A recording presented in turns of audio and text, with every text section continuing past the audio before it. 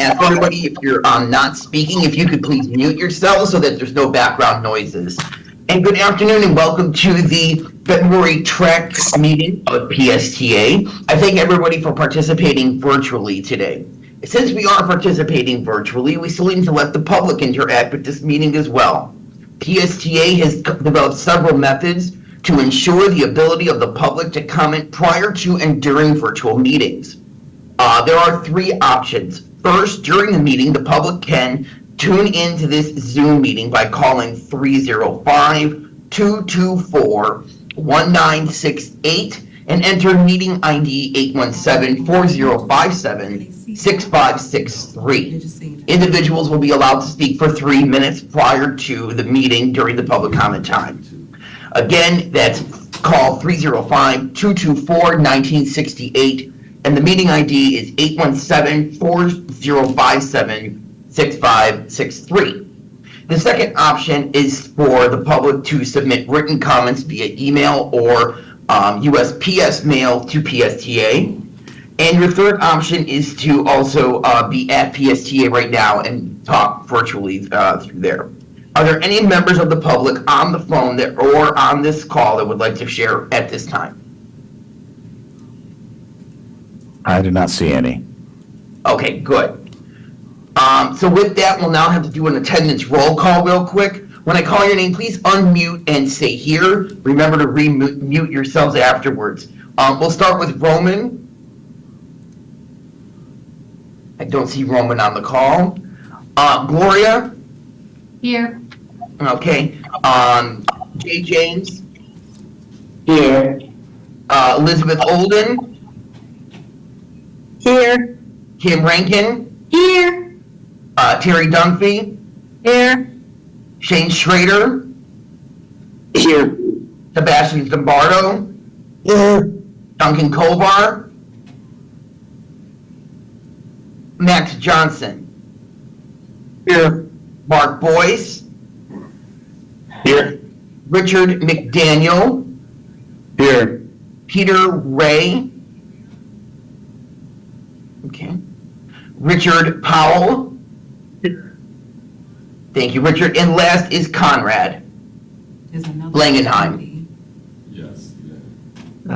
This is not working. Here. Thank you, Conrad. All right. Are there any members' names that I did not call? Okay. Thank you so much for your responses that you will be in attendance, and we can make sure that we have a quorum for these meetings. We'll move on to number 3 on our agenda, which is the chairperson's report. In the interest of time, I will briefly mention the topics that were covered at the January PSTA board meeting. The board approved an alternate 19 task work order to identify possible premium transit service along the corridor that would complement the existing local service while increasing ridership.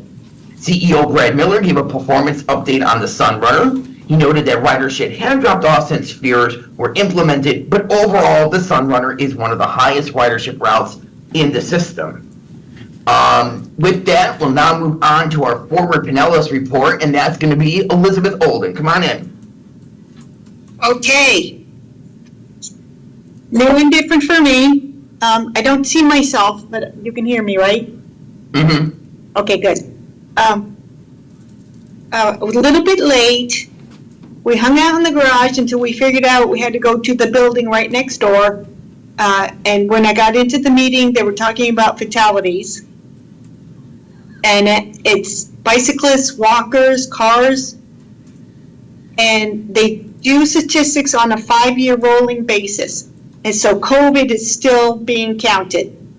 And it's interesting that during COVID, drivers were overconfident and they got into more accidents. That was an interesting piece of information. And I looked through the pamphlet, the agenda, and if I read, it'll give you an idea of what they're up to. One of the things they did, complete streets before and after studies. And that one of the members, Mr. Simpson, shared information with the committee on how the previous Complete Streets progress that were awarded funding for the Complete Streets grant programs. There's money, the cities can ask for money, which I learned, I didn't know that each city, if they've got something they want to improve, they can go to Forward Pinellas and say, we've got an idea, and this is a trouble spot, and what can you do? And so Forward Pinellas will take a look at it and do studies on it. This one, 34th Street / US 19, from 30th Ave South to 54th Avenue South. A trail sidewalk segment. In measuring the land use side as well as the transportation side of the impact of the project. In late 2022, a transportation consultant went out there and he filmed 4 days, a whole bunch of videotape, and based on that videotape, they were able to decide whether or not they were going to fund the project to improve that section of 34th Street in between 30th Avenue and 54th Avenue South. So it's all about in the southern county. So different projects like that come up. Another one, additional projects have been advancing through the FDOT work program and are planned to go under construction in early 2024. Each city was awarded $1 million to provide complete streets treatments along the following corridors. Rosary Road in Largo, Skinner Boulevard in Dunedin, St. Pete Drive in Oldsmar. Pre-data was collected before the construction begins. Questions were being taken and appropriately answered. So they're busy, and there's a whole bunch of projects like that with cities coming forward and asking for Pinellas to help them fund different projects, different trouble spots that they see in their part of the county. And it was also discussed that the three, Pasco, Hillsborough, and Pinellas, if they join forces, they would have more of an impact on getting projects done. So they're debating back and forth whether they're going to join forces or just stay in their own counties. So that there was lots of questions and people going back and forth. I learned a lot just listening to the questions, things I'd never heard of. They're envisioning the future. They're envisioning how to solve problems. And it has to do, like I said, with walking, bicycles, and autos. And now we're talking the three counties, maybe all put together. So that's what I learned my first time at Forward Pinellas. And I will get better next month. All right, thank you so much, Elizabeth. Does anybody on the committee have any questions for Elizabeth about what is being discussed currently at Forward Pinellas? Thank you for doing that, Elizabeth. You're welcome. It'll get better. All right, thank you so much. All right, with that, we're now going to move into our the meat and potatoes of our agenda as soon as I can pull it back up. First, we're going to do the election of the new chairperson and vice chairperson of the committee. Bob, would you like to come in and help out with that, please? Yeah, absolutely. Roman and Mark have thrown their hat in the rings to continue. Are there any other nominations for chair or vice chair? Unmute yourself and make a nomination if there are. All right, seeing as that we have none, why don't, Mark, you call the question. We'll just call it as a ticket for the both of you and see the results, which I think we all know what they'll be. All right, no problem. All right, do we have a motion to accept the ticket as presented of Mark and Roman to be chair and vice chair of the TREC for 2024? I'll make a motion. Motion. We have a motion from Gloria and a second from I'll take the second motion. Terry. Thank you so much. All right, all in favor of the election, say aye. Aye. Aye. Any opposed? Motion carries. Unanimously. Yay. Congratulations. And thank you so much for allowing me to be your chairperson for another 12 months.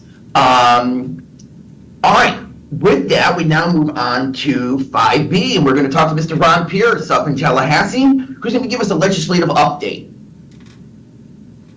Good afternoon. Thank you, Mr. Chairman, everybody. So Ron Pierce with RSA Consulting Group. I'm the lobbyist for PSTA. So we're based in Tampa Bay, by the way. We're just up here for session. Give everybody kind of an update from a time frame standpoint, kind of where we are in Tallahassee is. We're in the beginning of week 7. We're on day 43 of 60 days up here. Session ends on March the 8th. So a lot of the big issues are starting to come in for landing. House and Senate passed their respective budgets, which are a little bit different about a week and a half ago.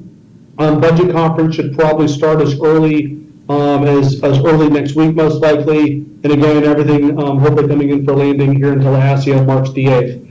I want to spend a little bit of time talking about, you all have heard a lot about, there's a local bill that's out there that's impacting PSTA. I want to talk with you about a little bit about the local bill process, talk about where that bill is in the process, then also just talk generally about how you all can be helpful. So let me start with, what is a local bill? So a local bill is a bill that is passed by the legislature that is specific to a specific county. So a PSTA was created by the Florida legislature. They created an enabling act that created a transit agency specific to Pinellas County. And so since we were created by the legislature has the ability to come back and change it. So Representative Linda Cheney, who lives in Pinellas County, also has a portion of Hillsborough County in her legislative district, filed a bill that would do a number of things. The biggest thing that it would do was change the governing model for PSTA. Probably what you've all heard the most about is it would take us from a 15-member board of directors today down to 11 members, which has been a lot of discussion about that.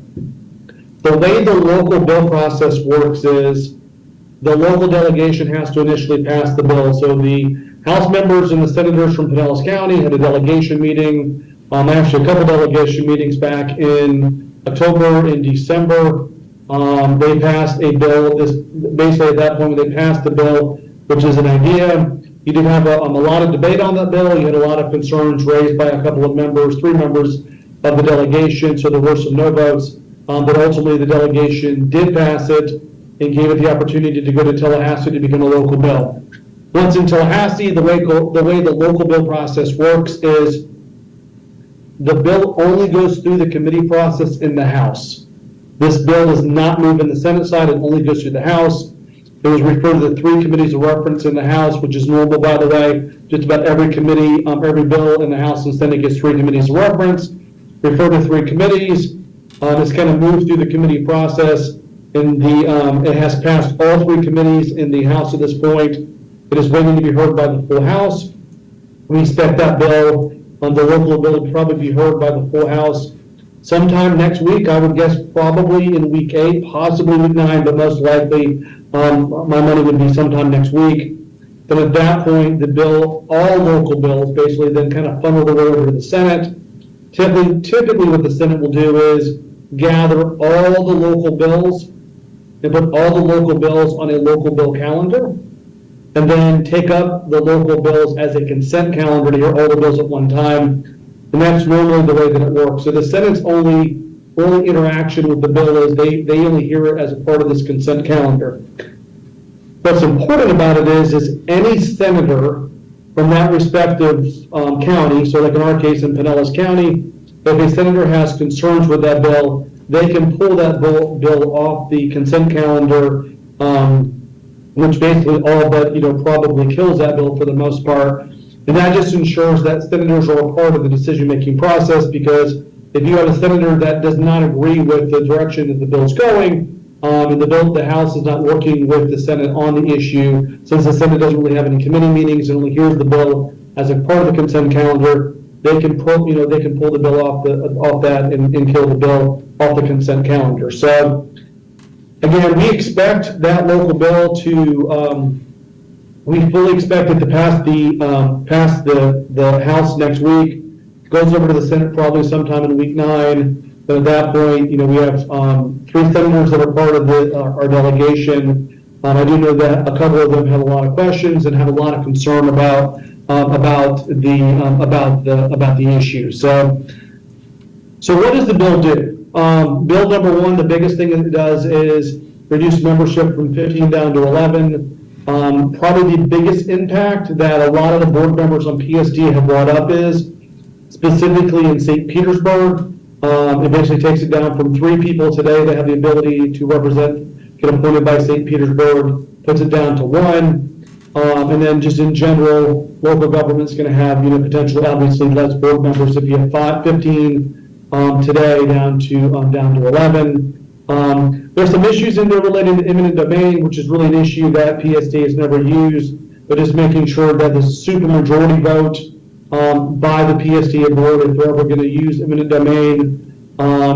It removes, by the way, PSD's authority to regulate other public transit agencies within its boundaries.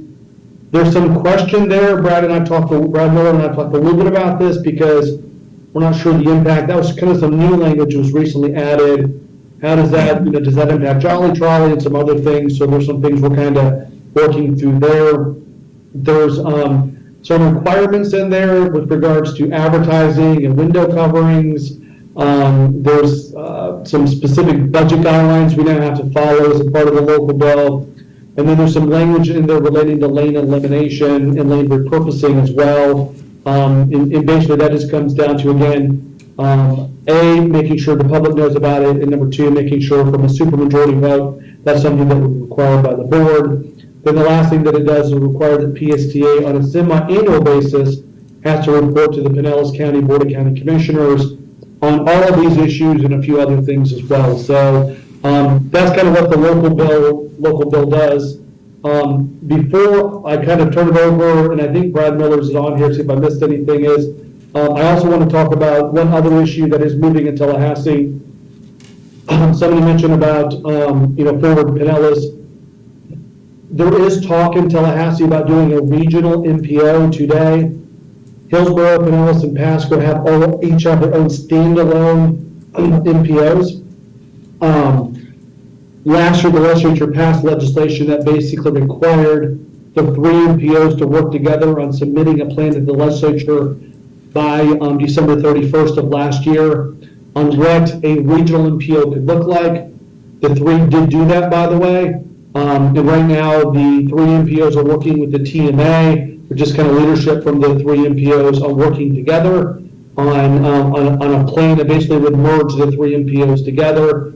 What's unique about that is if you look at other parts of the country that have a population we based as a region, most of those have a regional MPO, because if you don't, what happens is if we're trying to build a multi-county project, we have to work with a planning agency from Pinellas, one from Pasco, one from Hillsborough.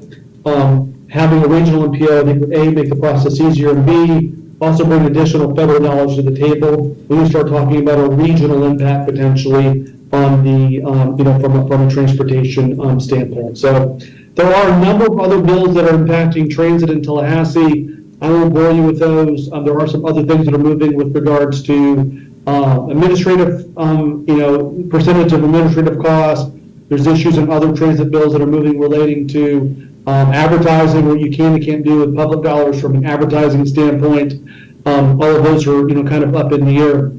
The one thing I've been asked a lot about is, as you all, as an advisory board of PSTA, how can you all be engaged? And the biggest one is making sure that you're letting the Pinellas County delegation know all the great things that PSTA is doing, because a lot of times I think it gets lost in the shuffle. Brad and I are the ones constantly talking about the incredible job that we provide to the residents of Pinellas County on a daily basis.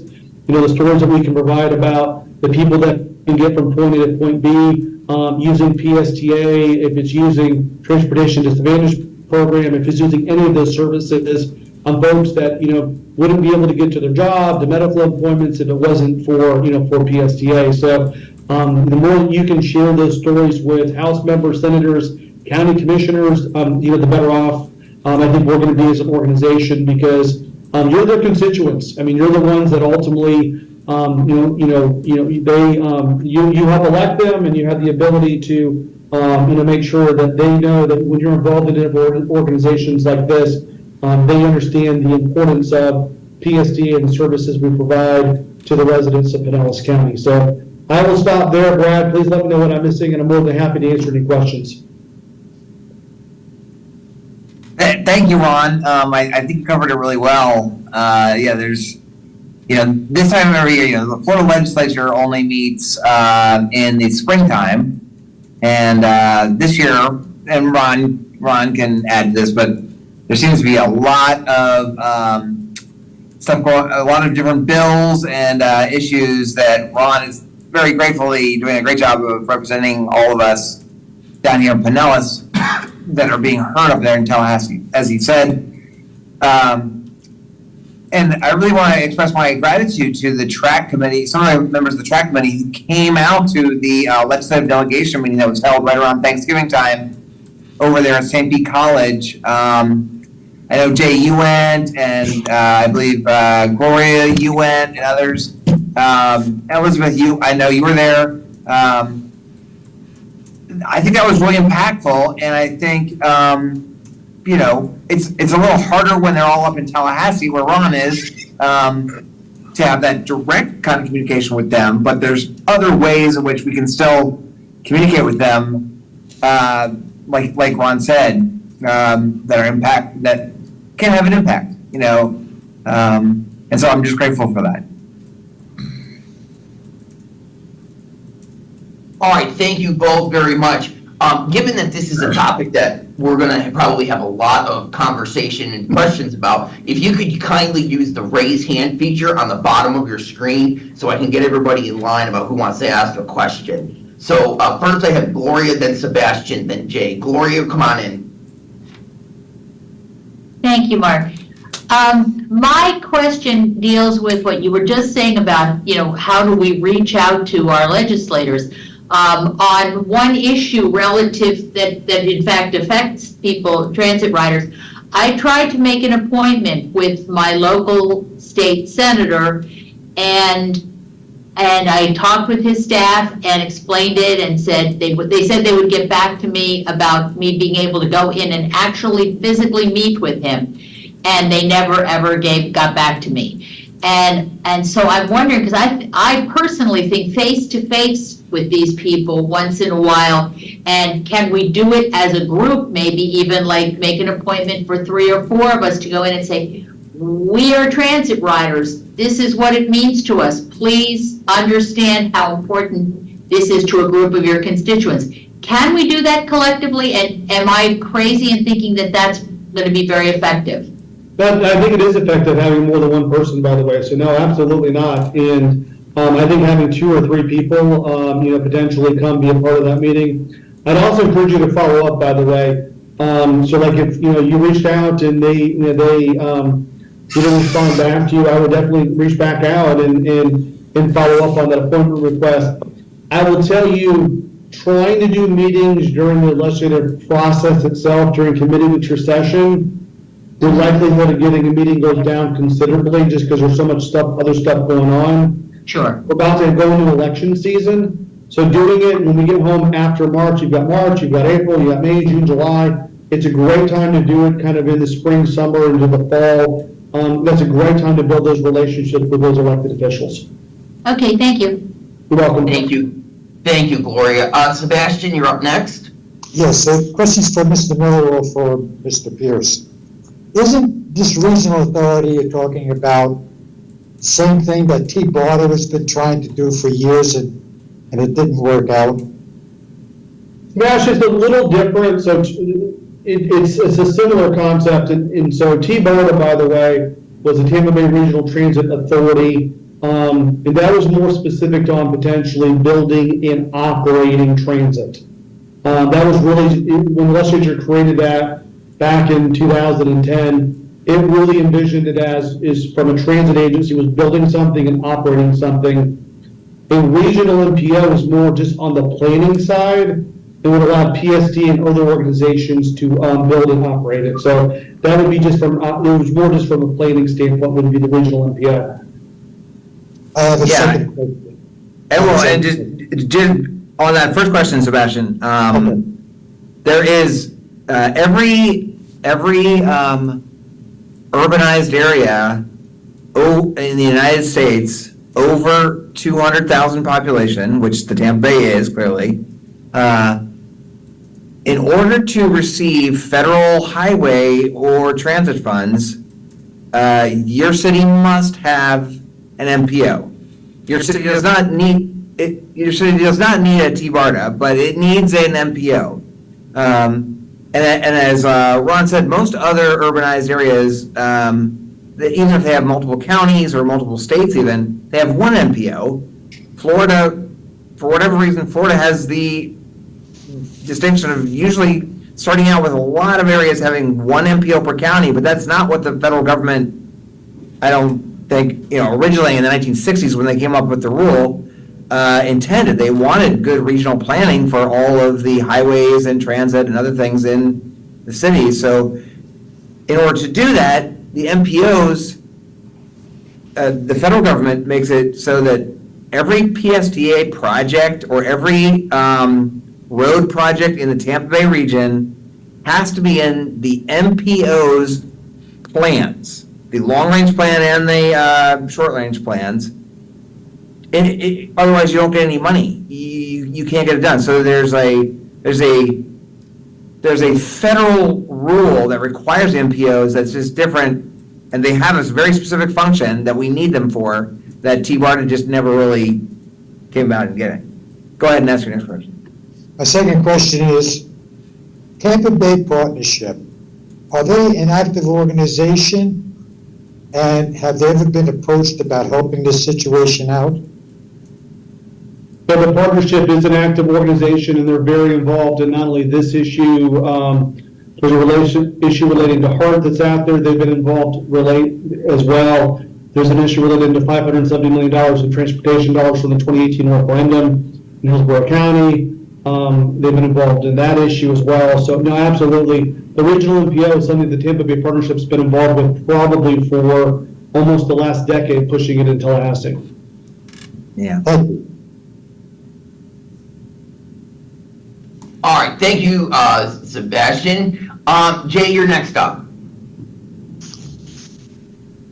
Thank you. So I have a quick question about the current PSTA bill. Has the language that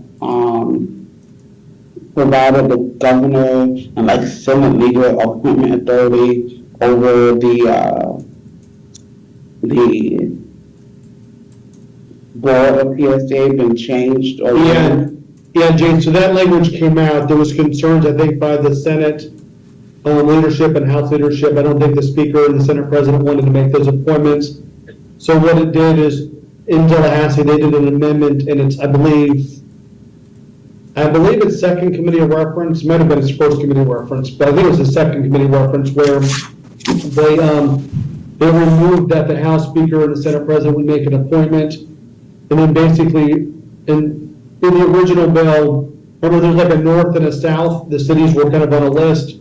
There was one city that would rotate on the north and one on the south. Now it's two from the north and two from the south. So that's the way they did that. I'll be honest with you, Jay, that probably improved the bill at some level because it ensures that local governments are kind of appointing their own people versus having folks that some people kind of felt like at Tallahassee who didn't know who these folks were. It also probably ensures that also that local electeds are being appointed versus people that may just be appointed that may not be elected from those respective cities as well. Okay. Let's see. Stupid. So I know Senator Lasano was not in support of the bill back in November or December when we had the last local delegation meeting do you know if he is still not in support of the bill? And what, you said there was another senator perhaps, do you know who that was? And what is the likelihood of them removing it from the consent agenda?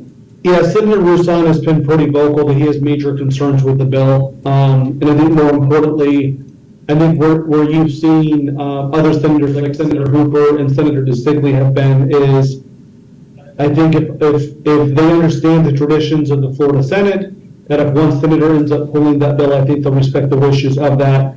As I've already told, Brad Miller, and I've told the board as well, and I'll tell you all, I expect this issue probably not to pass this year, but I tell you, it's not going away. So just know, we'll be back next year having an entire debate again and discussion all over again about the governance model for PSTA. So just know, when we get to March the 8th, this is going to still come back, and we're still going to have a discussion on this. So, but yes, Senator Rouson, I think definitely still has concerns, and I think other members as well have. I think they're not. Other senators have mentioned again. I think they'll follow Senator Rouson's lead on this, but again, we'll see where it lands at. So. Okay, and clearly I don't support the bill, but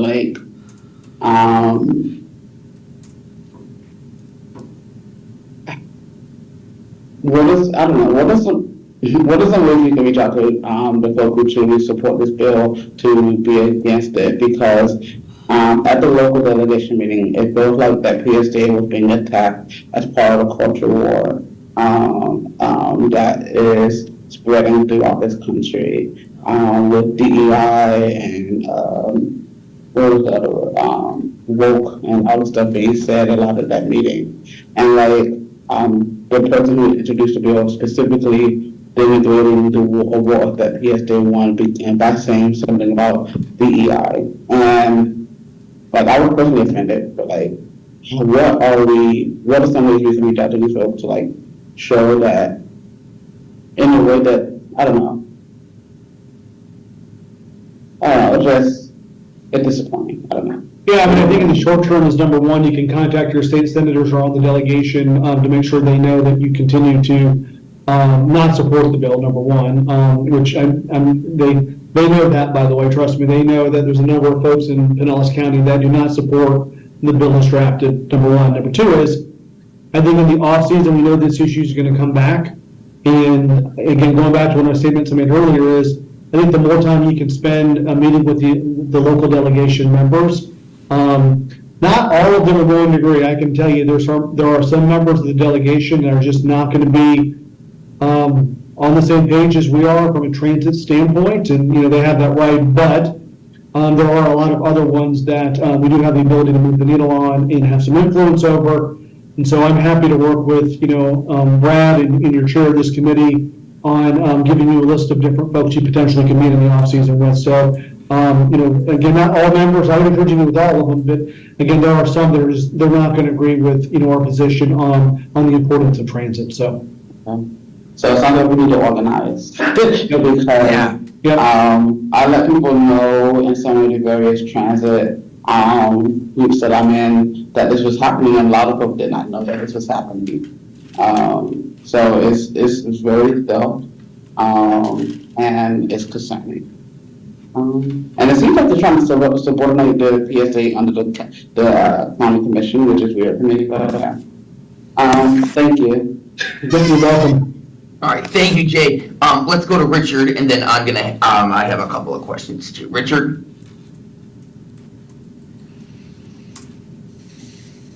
You're muted, Richard. Muted.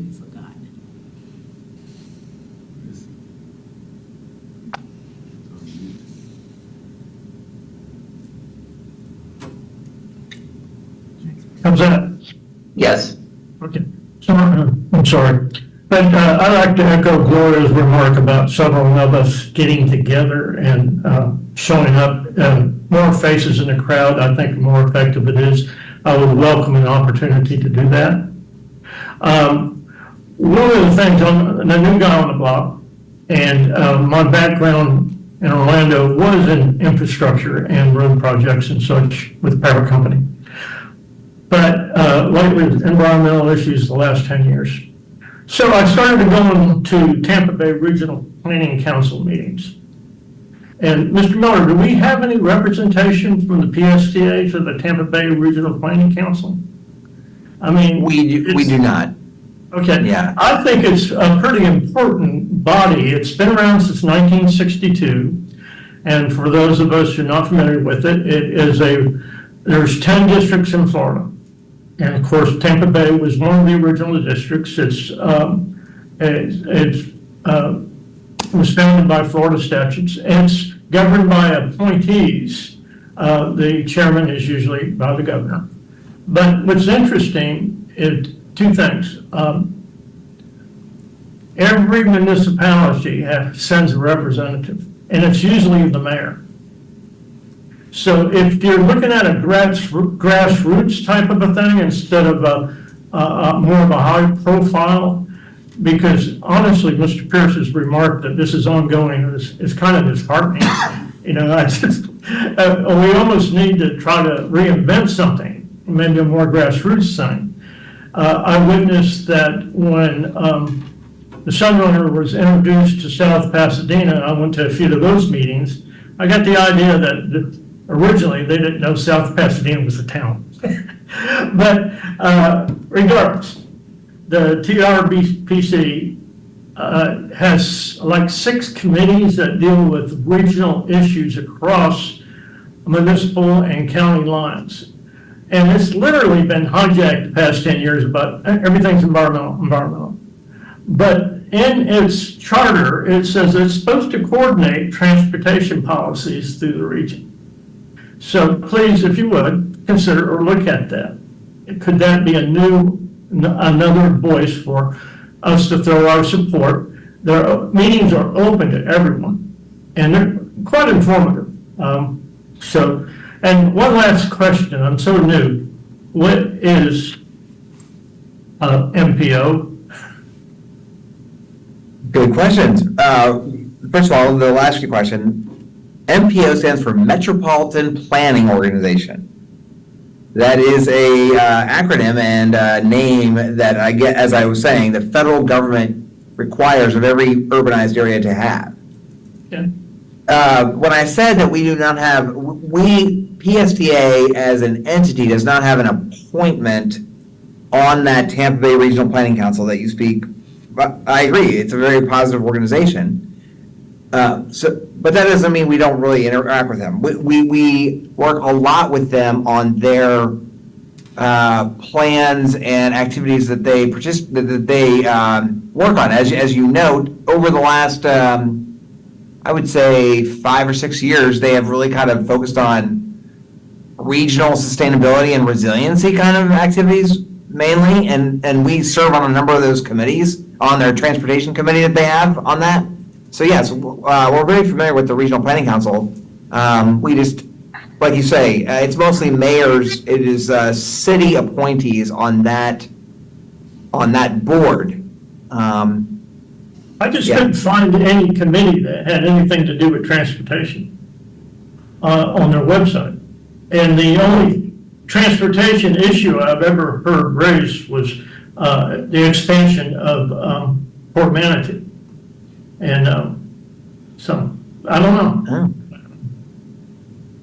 I will reach out to them and find out. Okay, I thought, it's a good question. I'll just say, well, go ahead, Mark, Chair O'Hara, you said you had some questions, thoughts. No. Okay. All right, thank you, Richard. My questions are, does this bill get rid of 3 things?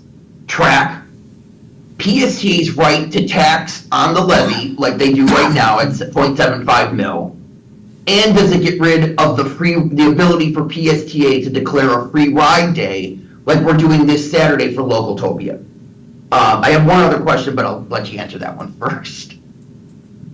It doesn't impact either one of those issues anymore. So nothing relating to our taxing authority. There was a bill that was out there, by the way, related to special districts, Mark, that was filed that would have impacted our ability to tax. The provision in that has been removed. That no longer impacts us. The second issue, there was some language in one of the original versions of the bill that was filed relating to our ability to provide free fares, that's been removed from the local bill as well. Okay, thank you so much for that information. My other question is, I kind of knew that this was going to end up coming back in maybe the 2025 session up in Tallahassee. And, as a former teacher, I remember what happened when they tried to do the union bill the first time. Then it came back as version 2.0, and it had a little bit more of a sting to it, for lack of a better term.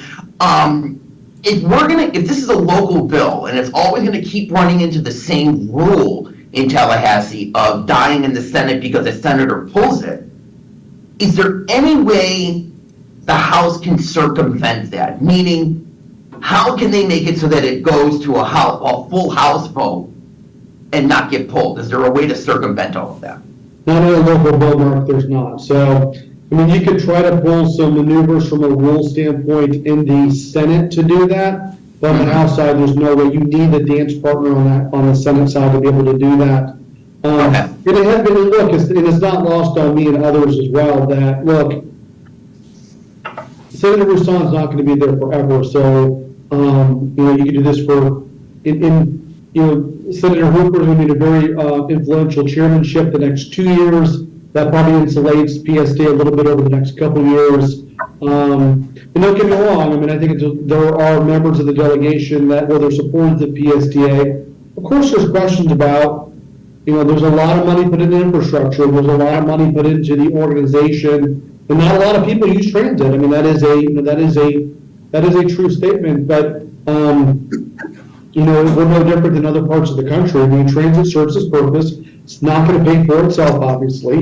There are ways we can probably do better. Any organization can do a better job. I think we're more than welcome to do an internal process of looking how we can do things better. We've told everybody in the legislature that at the end of the day.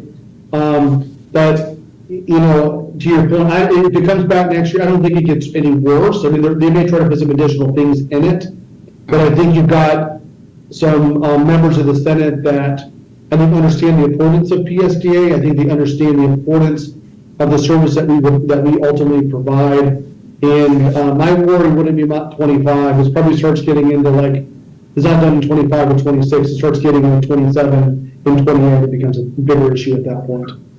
Okay, and that's good. And I think this is going to tie into our next topic on our agenda about initiatives, and that we can now really start laying the groundwork about how to be in contact with our representatives in Tallahassee.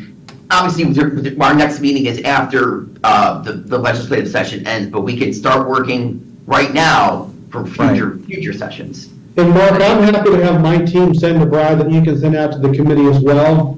A list of the delegation members, their address, their email address, their staff's email address as well. That way you all aren't put in the position of having to go find it.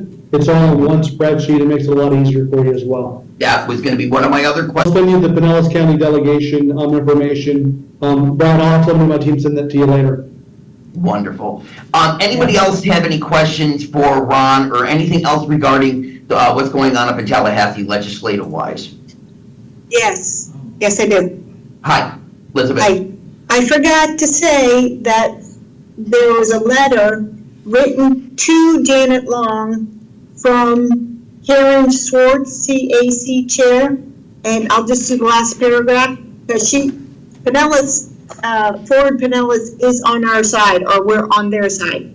In addition, we do not support representation in Tallahassee selecting any voting board members on PSTA board because they do not have constituents in Pinellas County, and because we want all voting members of the PSTA board to be from and chosen by the voters in Pinellas County. So, yeah, that's good to know. I saw that letter, I was excited. They are so on our side, or we're on their side. Yes. That was important to share. And I don't know how to do a wave of, I'm looking around here, I don't know.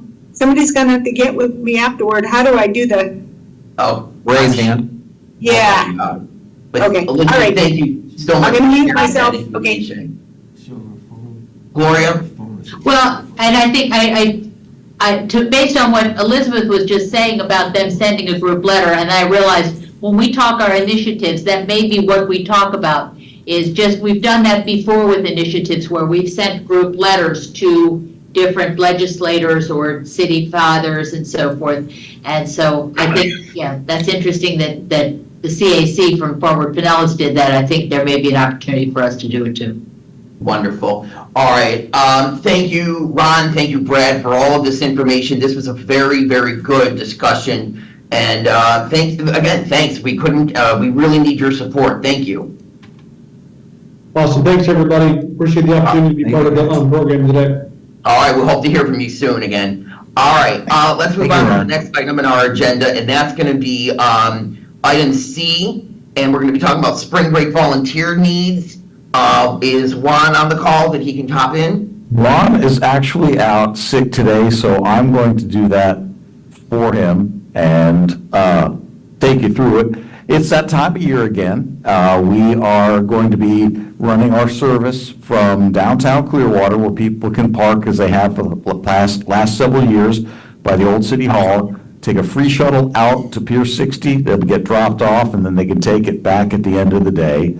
And we just ask volunteers to come out and help us at the marina stops, for the return stops, just to make sure that people get on the right trolleys. And it's really pretty easy, because there are a few lines that go by there, and all of them serve the park and ride, with the exception of one, and that's the Jolly Trolley North Beach route.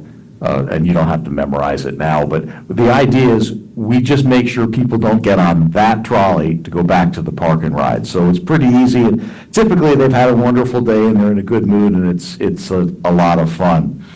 You can check your emails. Just before we started the meeting, I sent out our Sign Up Genius. That's the one that we send out to all of our employees as well as you. This year, we are going to see how it impacts our participation from volunteers by taking away a survey that we've been doing the past few years. So you don't even have to ask people survey questions. It's all about just helping them getting on the right trolley, letting them know when the next one is coming, and keeping them happy.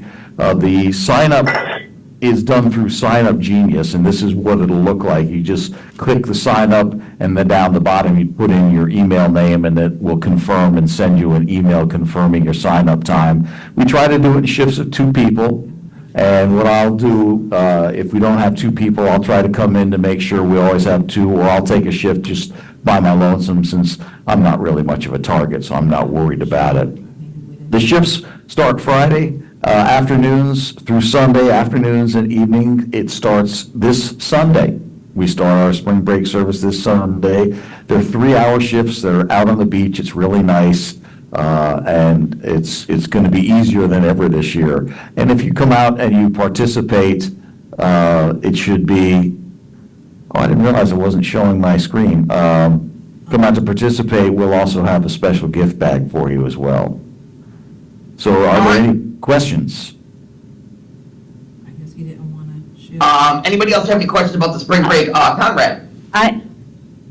Yeah, I was wondering, does I'm new to this, and will I be able to get out there on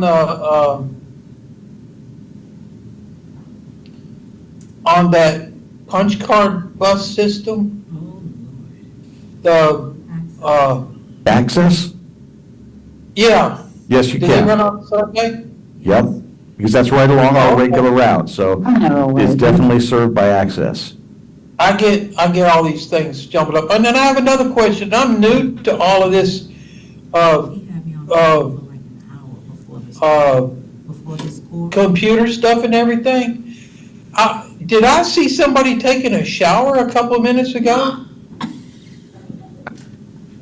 Yeah, I turned the video off when I noticed it. I didn't know what was going on, because all of a sudden I see somebody, it looks like they're taking a shower, and I didn't know if my computer got hacked or what was going on there. So okay. Very observant.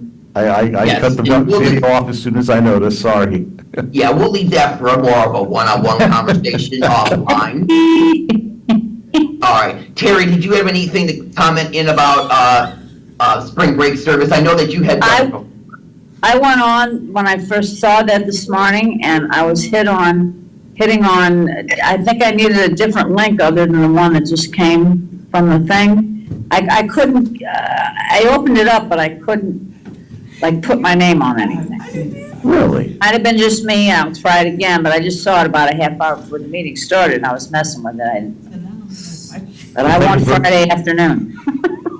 Okay, thank you for letting me know. I will get in as soon as we're done with this meeting and and see how it works for me. And then Juan should be back tomorrow and he sets it up. So I'll There work was with him. one name only on it, and I tried to get on that same day, and I tried another one, I'm like, probably was just me, but we'll see. Thank you.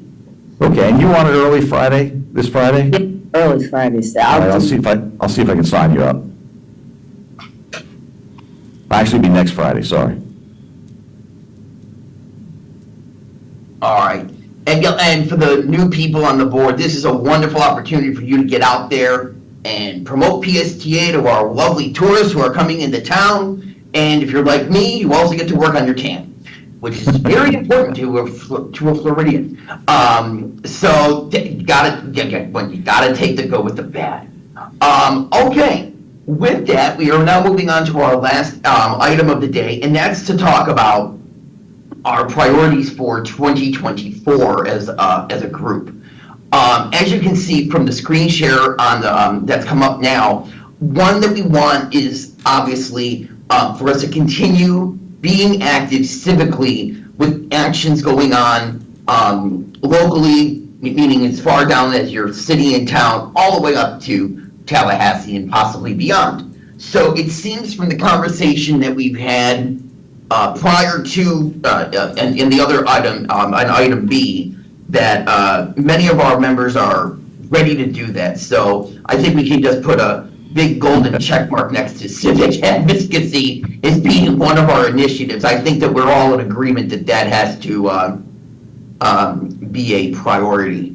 I also see that we have the community bus plan, and by encouraging others to participate in it. I think we've been doing that as a group already as well. But I do want to hear from everyone about what else you would like for us to have some priorities. I did jot down some ideas.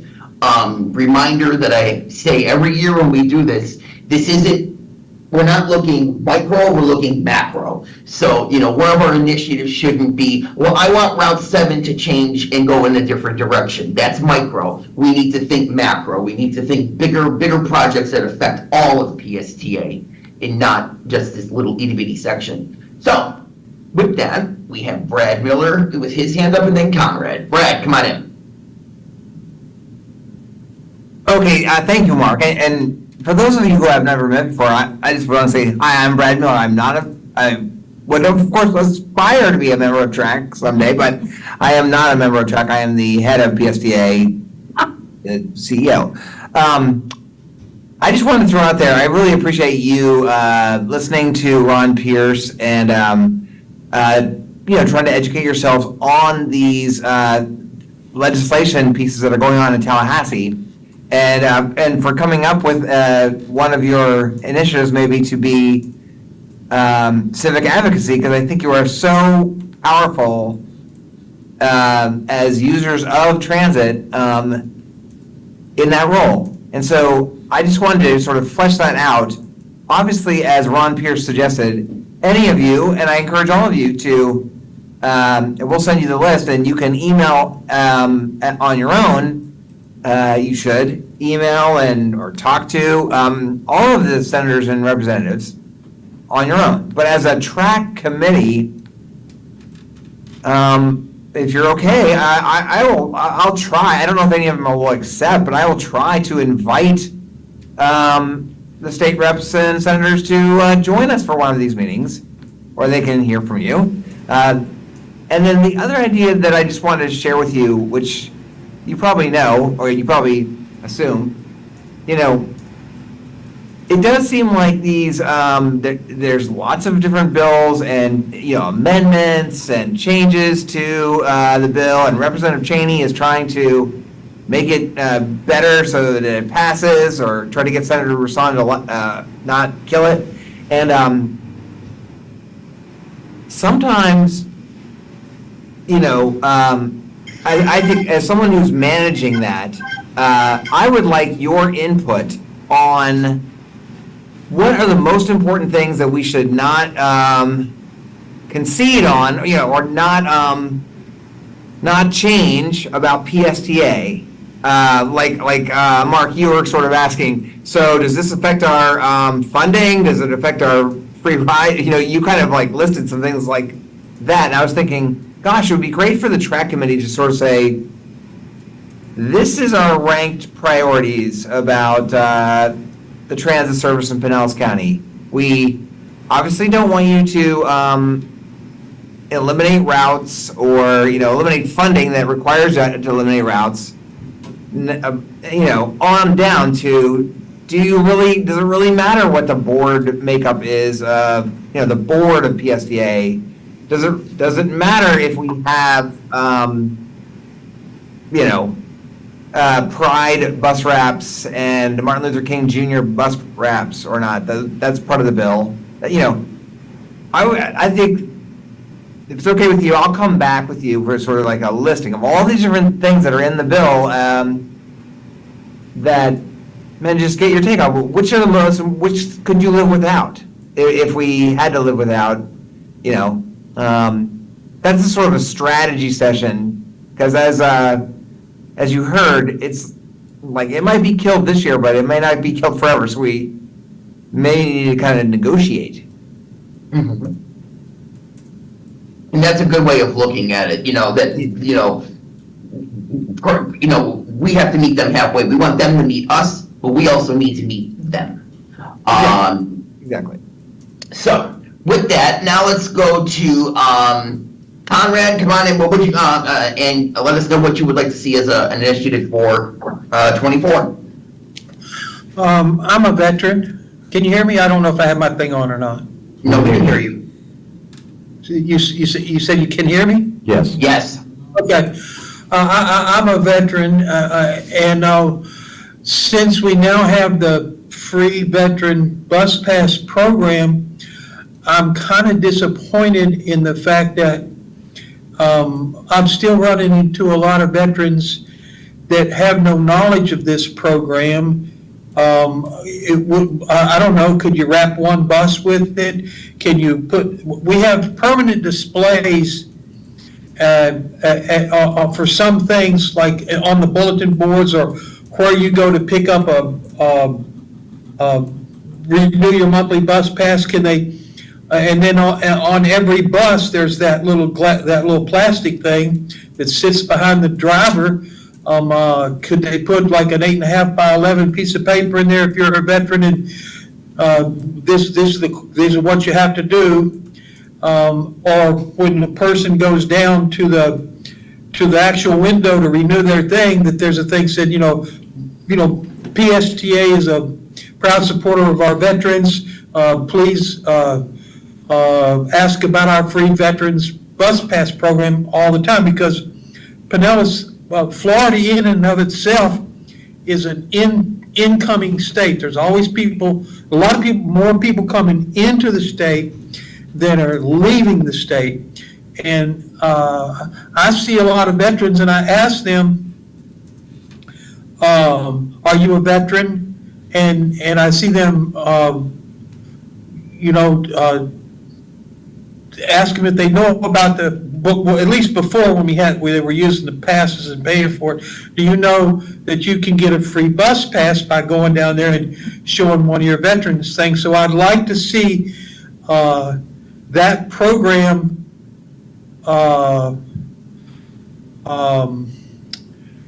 more emphasis on getting the word out to our veterans.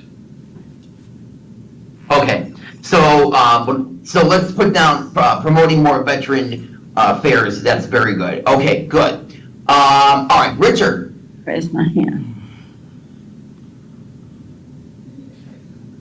Yeah, so building on what Conrad was saying, in fact, it's a list of things that I had was actually, to sum it up, is building new synergies, or if they're existing, I don't know about them, expanding them, with institutions around the county to promote ridership. And of course, the veterans were on my list. The rates would be, I cannot understand why we don't hear more from them, or maybe we do have a relationship with them. Also, with the Cross Bay Ferry, there's no relationship that I can see that on the bus if you're riding the bus, don't forget how somehow we present it that it's really a continuing thing. You could ride from St. Pete Beach all the way to Tampa with mass transit. People don't believe that. They don't understand that. There's expansion going on in St. Pete Beach, and there's a big meeting tomorrow, and I don't know what the story is in St. Pete Beach and the history with the PSTA. It's confusing, but they're going to attempt to add another 400 more rooms at the Serato. And I'm thinking, if instead of working at opposite ends, we try to work together and provide passes in a package or whatever, anything to promote ridership. And this sounds a little far-fetched, but I actually know people who ride the Greyhound to St. Pete. And there's about 50 people a day, and it's really cheap. You can get to Orlando, to downtown St. Pete for $13, 2.5 hours. But it doesn't take you to a bus stop. It takes you to a stop on Central Avenue with no connecting. I don't understand why that happens, but it does. And the announcements on the bus. So there was one announcement, I've been riding every day for a while now, that said, hey, this bus doesn't know where the next stop is, but if you can go on psta.net, they'll tell you. Love that. That's great. So, I look for synergies that increase ridership. I think that should be a very important thing. Thank you. No, All right. thank you. I want to thank Richard, just interject here. Remember, these are initiatives for what TRAC can do. So as you make these, it's not about what, telling what PSD staff can do, but this is how TRAC can get involved. And I will say that we do have a lot of exciting things in the works for the Rays this year. They have finally done more to work with us, and I will have marketing to look into the ferry as well. Thanks, Bob. And yeah, that goes back to what I said when we were thinking about what are initiatives. It's more big picture rather than something very specific. Yeah. And it's also something we're gonna do, not staff is gonna do. This isn't us telling staff, this is what we want you to work on. It's things that we are going to champion. We are gonna take the leadership on and be able to do on independently. Okay, can I add something to that point, though, because I think when we talk increasing ridership, there are times when there are like subcommittees where we can come up with the ideas and give them to PSTA as well, or, talking, because we all talk with other riders. An initiative can be us helping to create opportunities for increased ridership, because several of the last ideas were that. So I know I think it is big picture, and I think we can probably collaborate those ideas. Yes, very good point, Gloria. Thank you for clarifying. Jay, come on in.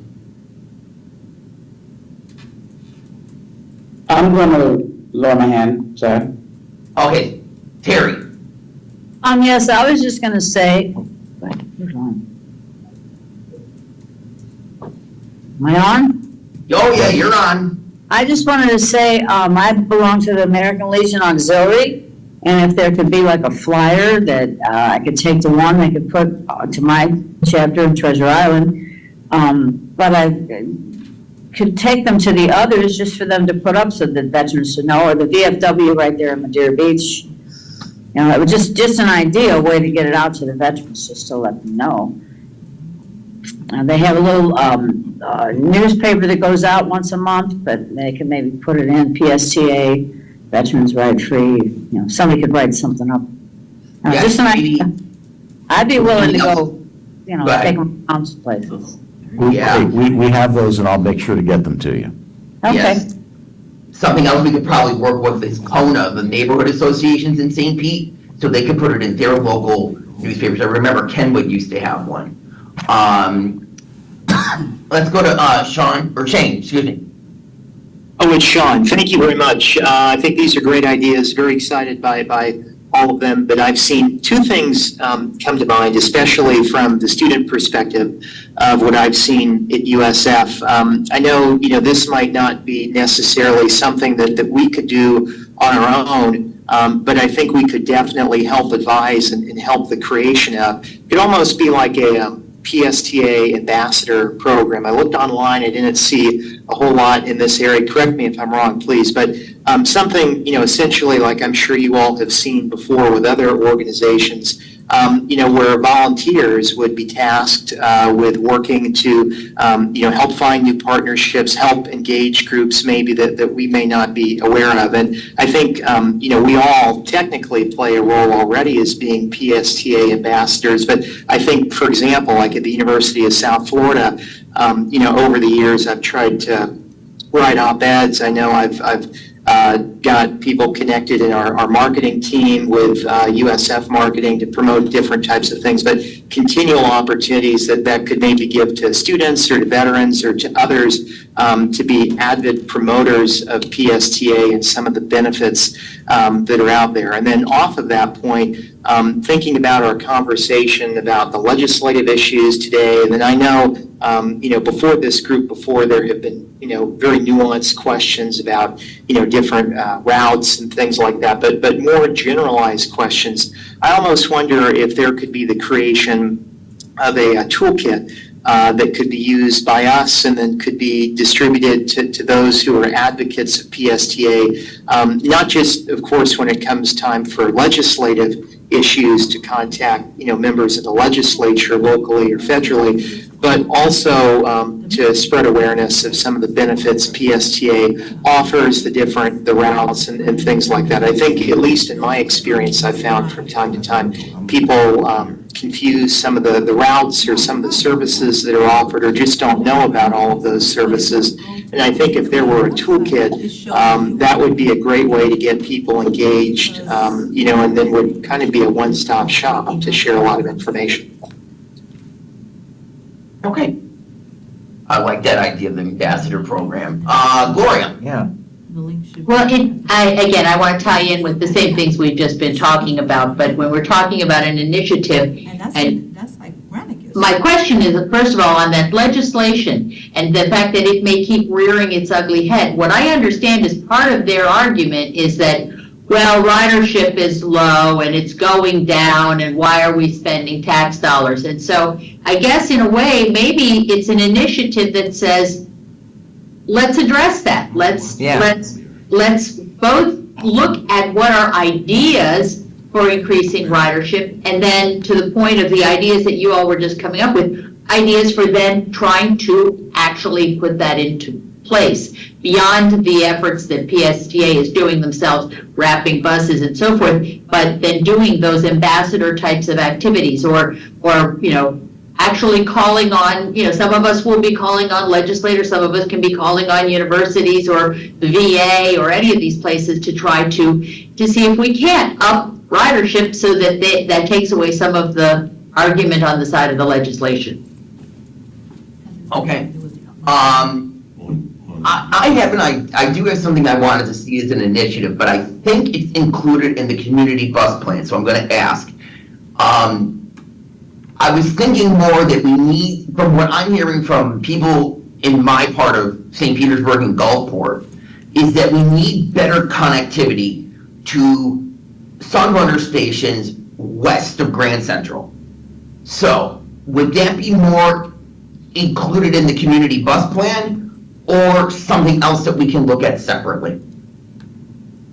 Are you thinking connecting the bus routes better, or like some new kind of like something new kind of? No. Readjusting routes. An example I had because Mark likes maps is that Route 52, instead of coming down 49th Street and then just stopping, is it could continue into Gulfport. Because if you look at 49th Street and the city of St. Pete and the city of Gulfport are thinking about how to revitalize the 49th Street South, There's Yeah. 3 different routes that run along Fifth Avenue, and none of them really connect to one another. You would have to get from Gulfport, you'd have to take 23 to 79, walk 10 blocks, and then finally get to a Sunrunner station. So like 49th Street doesn't have a good flow to it, but that would be a way to get people to connect into a Sunrunner station. But I think this sounds like something that would be more involved in the community bus plan rather than a initiative that we would work on. Yeah. And I would agree, you're right. I looked, just last week, they started wrapping up some of the very initial recommendations, and that was part of them. Yes, Moving wonderful, some things yes. off of Fifth Avenue, and you're right, that's right on target for what we hope this community bus plan will do. Great, because I have stuff, but that's something I can loop back with you and Heather at another time. Heather, did you want to chime in on what I was talking about? Yeah, I was just going to say that we did do these kind of initial drawings with city staff and some PSTA operators.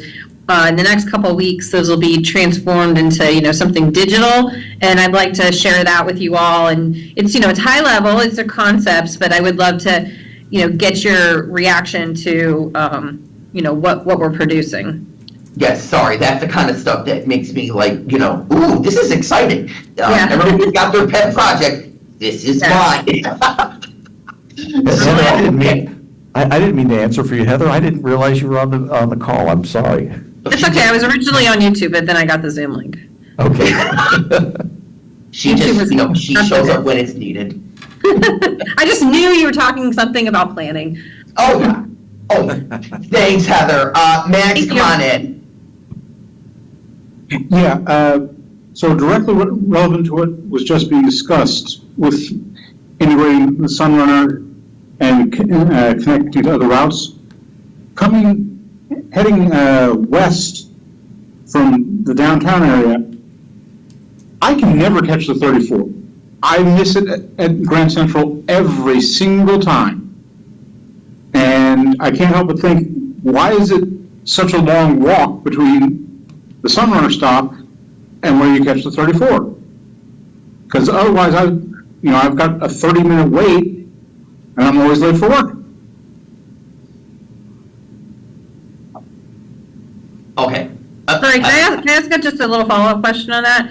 So are you saying you are taking the Sunrunner and then you're trying to connect to the 34 at Grand Central? That is correct. Okay, and the bus is already left when you get there? Or it leaves right as I'm trying to cross Central. Okay, we can look at that. Okay, Thanks, thank you. Heather. Okay, hang on, I got something blocking the screen right now. All right, so I'm seeing we have 1, 2, 3, 4, 5 initiatives, 2 that were almost set, and then 3 that came from our committee here, and I think they're all wonderful. Now, Bob, do we have to narrow it down to, I know we've narrowed it down to 2, do we have to narrow it down to 3? Yeah, what I'll do is I'll send these out, and you can rank them, everybody ranks them in their priorities, and we'll come up with your top 3. Because Okay. we found out in the past, and I know that these are all wonderful, but when you get really more than 2, you get into, definitely more than 3, then it becomes difficult and scattershot, and you're not doing really a good job at any of them. Sure. So we started to Yeah. narrow them down years ago and realizing we made a much better impact that way. Yes, and coming from a corporate America standpoint, I could see how you could take a few of these and mesh them together. Like promoting veterans could go into the ambassador program. Partnering with other entities could go into the community bus plan so that we put them together so they're a larger initiative rather than something smaller that we feel we have to work on. Conrad, you're muted.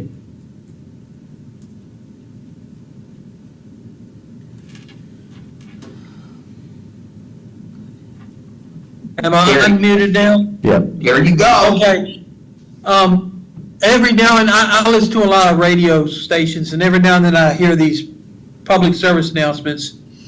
Does PSA have an avenue to enable them to get public service announcements put on the radio?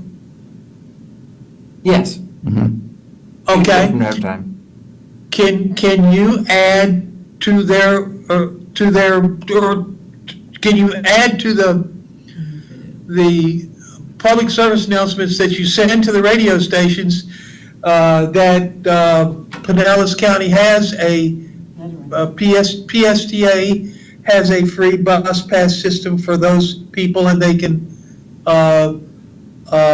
do that? And also, can you add it to the, someone else mentioned that thing that when you're sitting on the bus and they say, hey, you know, you can become a driver, or you can do this, or we're not gonna have the go-karts no more. Can you also add, and remember, if you're a veteran, that PSTA now has free bus passes for you, you know, and what the requirement is, and in that respect, and that, I think that would go you would almost eliminate my thing of promoting the free veterans thing, because when the people hear it on the bus that they're riding, then that's going to eliminate the problem completely.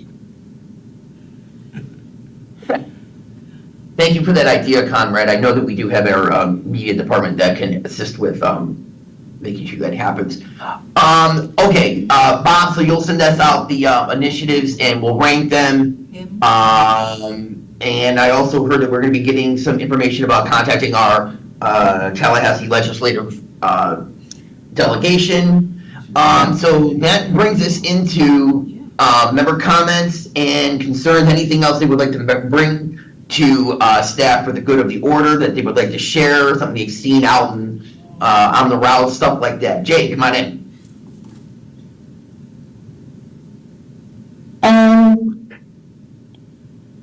Just I have a couple questions. One, have we been preemptively removing bus wraps?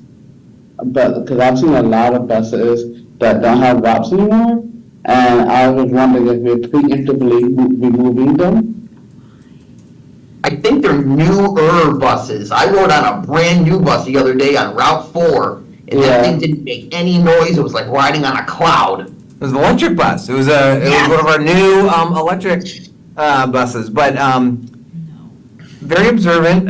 Jay, the answer is, well, for the brand new buses, we now have a rule that I think it's for the first 2 years of operations, any new bus that PSTA gets is not allowed to have a wrap on it. That really helps with the paint, because when the wraps come off any bus, they kind of peel the paint off with them, and then they look bad. So we're trying to keep our newest buses looking good for a little while.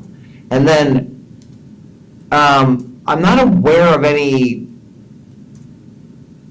I know that we have been talking about, based on the legislation,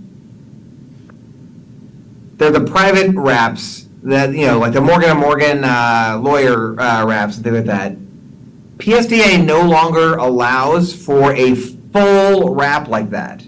From you can do half of a bus, you can do one side of a bus, but you cannot.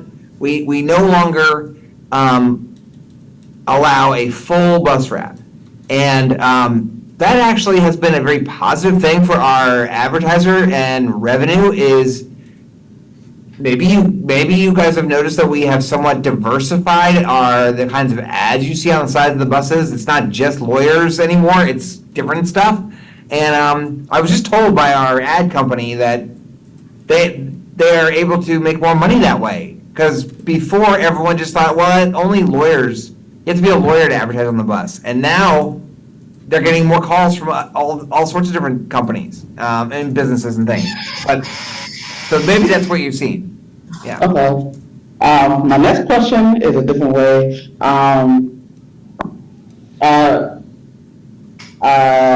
So I don't know. I know you probably can't answer it conclusively, but with the legislation that was passed last year that is basically trying to reimburse state unions state and local employee unions, and like requiring really high,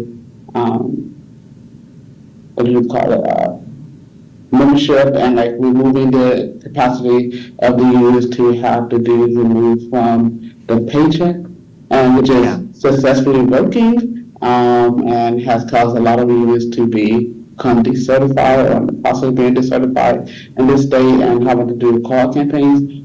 Is PSTA facing that right now? And two, are we honoring contracts during this process, like after you become decertified, in a way to, I don't know, because I don't want the morale of our staff to become lower because all of a sudden the union's gone and like PSTA say, oh, okay, well, it's gone. We're not going to honor anything we ever promised you before, and start doing whatever we want to do. Like, I don't know, am I making myself clear? Because You are. Last year, yes, you're right, there was a bill that was passed and signed by the governor into law that prohibited PSTA from automatically getting the dues out of the people's paychecks like we had been forever for our union employees. And all of PSTA's bus drivers and maintenance employees are in the union, and then there's another union that represents the supervisors. So we have a large union workforce. So your question whether or not our union is under any threat to being decertified, the answer is no. We're well above the threshold, and I know the legislature keeps trying to increase the threshold, but from my understanding is that's not a problem. And then from the payroll part, that's not really a problem either. Public transit bus systems are kind of unique because we get federal funds, and there's a federal law that is over the state law, is more, that does not allow us to decertify our union. We are prohibited from decertifying the union, so even if we want to, and we don't, because like you say, it helps morale, but even if we want to, we couldn't get rid of them. thank you, that's all my questions. All right, thanks, Jay. Sebastian, come on in. This question's for Mr. Miller. Why are you not on the executive committee of the Tampa Bay Partnership? Oh, well, that's a good question. The reason is that the Tampa Bay Partnership, a couple of years ago, they are 100% private businesses. They're kind of like the Chamber of Commerce for the whole Tampa Bay, the regional chamber, and so therefore most of their board members, like the biggest companies that are in Pinellas and Tampa together, like Raymond James or I don't know, some big banks, and they're kind of the regional business chamber. I do go to their transportation committees and things like that and talk to them all the time, but they don't have any governmental entities on their board. I see, okay, thank you. Yeah. And I'd like to point out that I know that Brad has gone to St. Pete Chamber of Commerce because I have friends on St. Pete Chamber and I see him in the pictures. So I know he's at those meetings. Richard, come on in. Hi, maybe a little follow-up to Jay's question. Recently, I participated in the Homeless Alliance point-in-time count for the homeless people. Thank you. And I was given a stack of bus passes to hand out. Nobody could tell me for how long they were good for, who paid for them, how does this whole thing work. I love the idea of the toolkit because I really don't feel I know enough to professionally represent the PSTA in an alliance with any large business or anything. But back again, how did the Homeless Alliance work for that particular time, just as an example? So the Homeless Alliance does that annual count, And you may know more about it than I do, but I know that they try to just, a day and time that they count how many homeless people are in Pinellas County, and then that leads to the amount of funding that the county gets for initiatives to help the homeless. So I know it's very important, and they partner with us. We provide them with those bus passes at no cost to be incentives for the folks to fill out the surveys and things. So we work with them. Is that no cost because there's federal funding, or is that no cost available for some other type of a thing that we're trying to promote, or? Well, that's a good question. I know that is, as I think somebody asked, I think Mark asked earlier, there's scrutiny on PSTA now about giving out our bus passes and things for free. So we have to be careful in that. We have worked with the Homeless Leadership Alliance. Is that what it's called, Homeless Leadership Alliance, to get them those passes for that count. But typically, we have partnerships where the entity pays PSTA, some amount for Carlos, their bus passes or their initiative. came up on your lap. Yeah. Like an employer may, to entice someone taking a job, would maybe provide a pass for them as part of their compensation. Or, I think it was brought up before, this coming weekend in St. Petersburg, there's a very big event called Localtopia in downtown St. Pete. So the Localtopia event, which is a bunch of local businesses selling stuff, and it was our highest ridership we ever had on Sunrunner a year ago. They are giving us a free booth to promote PSTA, and so in exchange, that's how the Sunrunner is going to be free on that day. It's like a trade. Okay, thank you. All right, thanks so much. Anybody else have any questions, comments for the good of the order, for staff? Okay. Thank you to Brad, Bob, and Heather from PSTA for sticking with us through the whole meeting and being here to answer our questions. And this was a very, very informative meeting. I was very impressed with a lot of the things that came up and were asked at both the initiatives and at with our legislative questions. So I thank you all for being very engaged, and I hope to continue a wonderful conversation when we have our next meeting in March. And that's it for me. Thank you so much, and everybody have a great rest of your day. Thanks, everybody. Bye. Bye. Bye-bye. Congratulations, Mark. Thank you. Thank you. Bye.